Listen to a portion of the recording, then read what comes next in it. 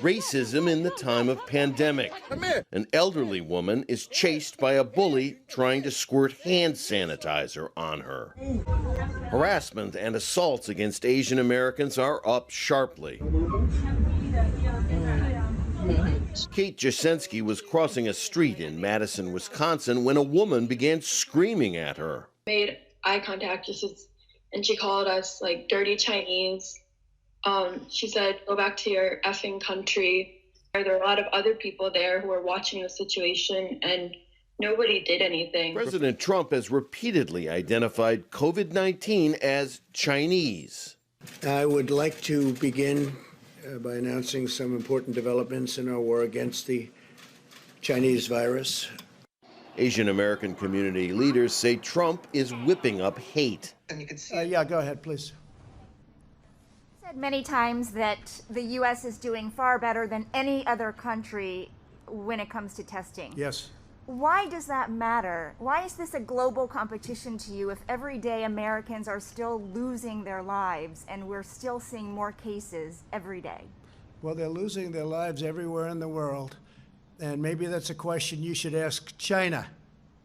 Don't ask me, ask China that question, okay? When you ask them that question, you may get a very unusual answer. Yes, behind you, please. Sir, why are you saying that to me specifically? I'm telling you, I'm not saying it specifically to anybody. I'm saying it to anybody that would ask a nasty question like that. That's not a nasty question. Please go ahead. Coronavirus is not the only contagion stalking the U.S. The virus of hate is running rampant, The coronavirus is impacting communities across the globe, but here at home, it's also leading to some disturbing occurrences. Many in our Asian American neighborhoods are reporting that foot traffic is down and business has slowed to a halt. Even more troubling, we are seeing a disturbing rise in hate-filled attacks. This has now led some to worry about how to defend themselves, and gun sales are actually up in certain neighborhoods. We're talking about racially motivated crimes inspired by fear over the coronavirus. As COVID-19 spreads across the United States, so does an alarming rise in hate crimes within Asian American communities. The CDC also weighing in now, saying that being of Asian descent does not increase the chance of getting or spreading COVID-19.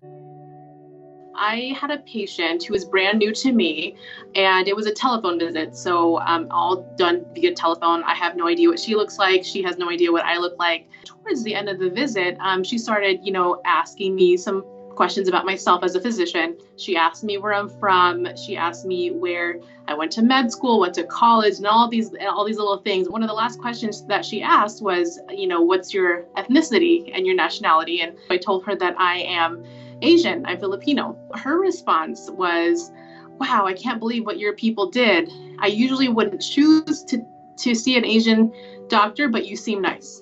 That was what she had told me. And I was just absolutely speechless. I asked her if she had any other questions medically, and then I ended the call. Patient was in the triage room. He kind of looked at me surprised, like, why am I walking into the room? So I introduced myself. I'm Henky. I'm one of the nurse practitioners. And instead of putting on the mask, he coughed so much, and he coughed right in front of my face.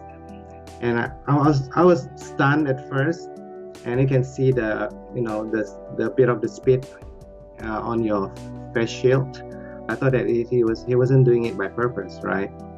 But then he did it again, and then he seems like he was a bit upset, and he said, "I don't want to be seen by you.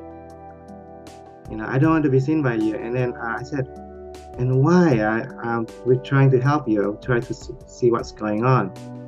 And he stand up and said, "It's because of you. I got this.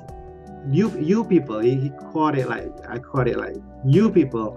I got sick." And he got up and he left.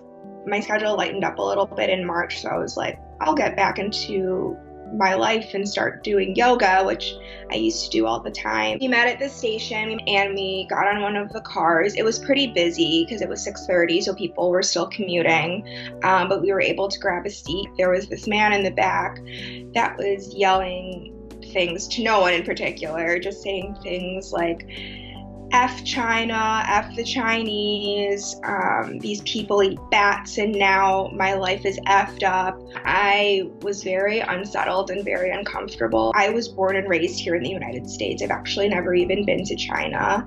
And for him to be so ignorant and say all of those hurtful things is really aggravating. It made me just feel disappointed that, you know, there are people out there that feel this way, and that kind of makes that generalization that what's going on right now can be linked to, you know, certain people or certain ethnicities. I'm not even from China. I mean, I'm from Indonesia.